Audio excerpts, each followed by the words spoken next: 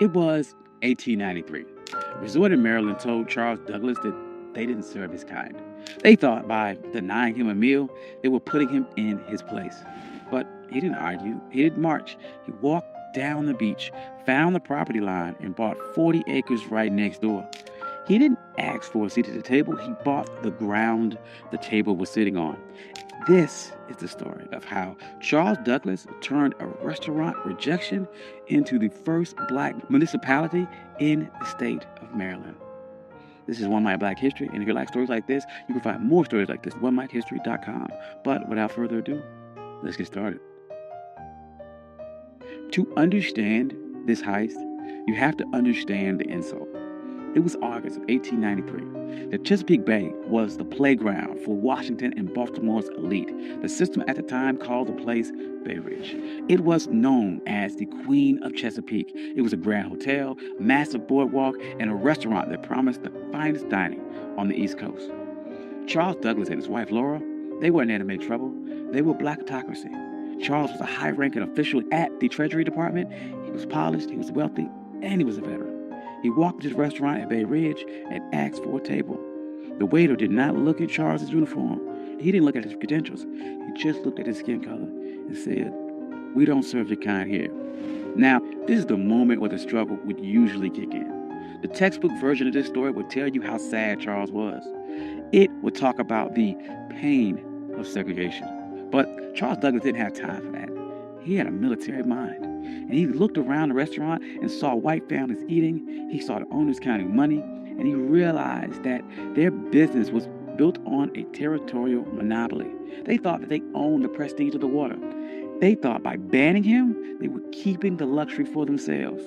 Charles walked out of that restaurant, but he did not leave the area. He walked down the beach, he crossed the property line, and he stood on the dirt right next to the people that insulted him. He was looking at a 40-acre tract known as Bashir's Farm. It was rugged, overgrown patch of coastline. To the owners of Bay Ridge, it was a waste of space. To the system, it was unimproved land. But to the Colonel, it was the high ground. Charles Douglas knew something the owners of Bay Ridge didn't. The system is only as strong as its borders. Bay Ridge was a fortress of whiteness, but the walls ended at the property line. If Charles could control the land right next to them, he didn't need their permission to exist. He could create a parallel world that Jim Crow laws of public accommodations could not touch. See, in 1893, separate but equal wasn't even legal doctrine yet. That would not happen for another 3 years with Plessy versus Ferguson.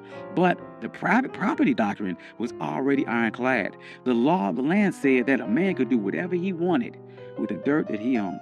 Charles realized that public space was a trap. If you relied on the public to treat you fairly, you were a beggar. But if you owned the private, you were sovereign. So he went to the owner of the 40-acre farm, a man by the name of Daniel Bashirs. He didn't ask for a favor. He brought money. He offered him $5,000 cash. In 1893, that was an astronomical sum. It was roughly the equivalent of about $175,000 in today's money. But the strategic value was worth millions. Bashirs took the money. He signed the deed. And on that day, the Queen of Chesapeake lost its monopoly. Charles Douglas didn't just buy a farm. He bought the gateway to the bay. He went to the restaurant owners who refused him a sandwich, and he didn't say a word. He just started building. And the first thing Charles did wasn't build a resort for the masses. He built a fortress for his legacy. He built a home for his father, Frederick Douglass. He called it the Twin Oaks. But he didn't just build it anywhere. He positioned the home with military precision. Frederick Douglass had been enslaved on the eastern shore of Maryland. He looked across these same waters as a boy, dreaming of a world where he wasn't property. So Charles Douglas designed Twin Oaks so his father could sit on that property and look directly across the Chesapeake at the very shore where he was once owned. This was psychological warfare. It was a message to the system that you didn't lose a slave, you lost the entire coastline. Frederick Douglass never got to spend a full summer there because he died in 1895, but the receipt was still filled. The Douglass name was now etched into the land in the deeds of Maryland. But Charles was not done. He knew that one house was an anomaly, but an entire empire is a network. So he began subdividing the land, and he didn't sell it to just anyone. He targeted the sovereign class. He sold lots to black doctors, black lawyers, black engineers, black poets in D.C. and Baltimore. He created a neighborhood where the white-only signs of Bay Ridge were relevant. By the turn of the century, Highland Beach wasn't just a place to swim.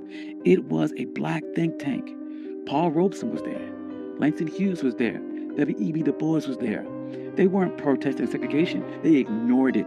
They built their own hotels. They built their own pier. They built a community center. They built a closed economy where black money stayed in black pockets and black dignity was the default setting. Now, there's no way the system sat back and watched this happen. The owners of the white resorts nearby were furious. They saw the private property loophole working against them, and they realized that they had lost control of their territory. So they tried to use paper weapons. First, they tried to use vagrancy laws. They sent the police to harass people walking between the train station and Highland Beach. They wanted to make the journey so uncomfortable that the residents would give up. That didn't work. Highland Beach residents started their own shuttle service. They controlled the logistics. Then the white resort owners tried to use a legal glitch. They realized that Highland Beach was technically a part of an unincorporated area. They thought they could use local zoning boards to condemn the land or pass an ordinance that would tax the Douglas family into bankruptcy. They tried to treat Highland Beach like a nuisance. But the residents of Highland Beach were some of the smartest people in the state. They knew that in America, the ultimate hack for land was municipal status. In 1922, they executed their final move of the heist. They petitioned the state of Maryland to become an unincorporated town. They didn't want to be a neighborhood. They wanted to be government. They won. Highland Beach became the first black municipality in the history of Maryland. Think about the payoff here. Because they were a town, they had their own mayor, they had their own police department, and they had their own zoning board. When the white resort owners tried to pass laws against them, the people of Highland Beach just passed their own laws to cancel them out. They weren't marching and asking for civil rights. They were exercising their statutory power. By the 40s and 50s, Highland Beach was the summer Apollo. While white Maryland was obsessed with keeping its beaches segregated, Highland Beach was outproducing them culture and social capital. But the winds they are changing, and the system shifted its strategy. In 1964, the Civil Rights Act passed and the public accommodations were integrated. On paper, this was a victory. But in a world of real estate and sovereignty, it was a Trojan horse. The system realized it could not keep black people out of the water anymore, so it decided to make the land too expensive to keep. This is the new Jim Crow.